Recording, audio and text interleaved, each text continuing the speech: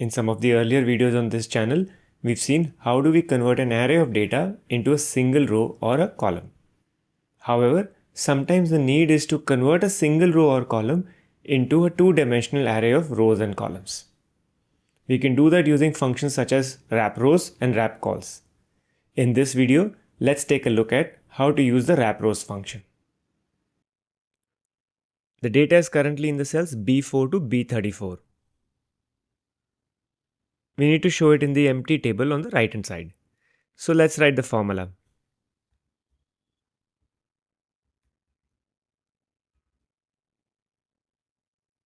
WRAPROWS, the first parameter is called vector.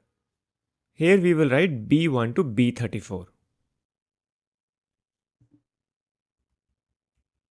We will select the data from B1 and not B4 as our table is from Monday to Sunday.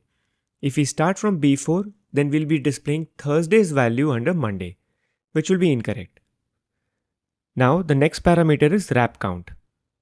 This means after how many values should the data be displayed in the next row. Since a week has 7 days, we will write 7 here. Close the bracket and we have this data.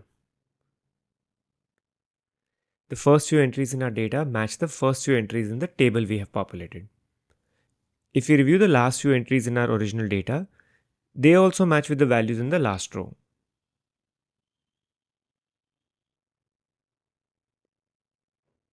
However, for the Sunday there is a -NA.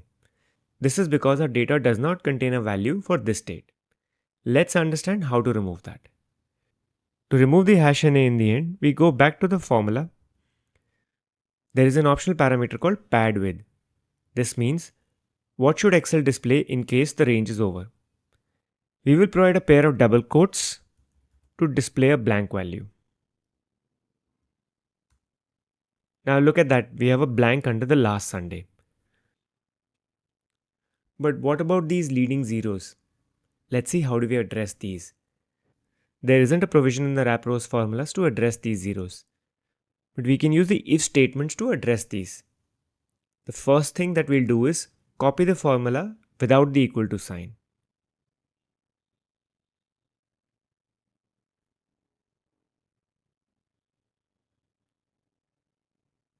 Copy or Control C or Command C, whatever you prefer. After the equal to sign, let's write an if. We want to check if the result of this formula is a 0. Then display nothing or a blank. So we'll write equal to 0, then display blank using a pair of double quotes. Else display the result. For that we will paste the formula that we had copied moments ago.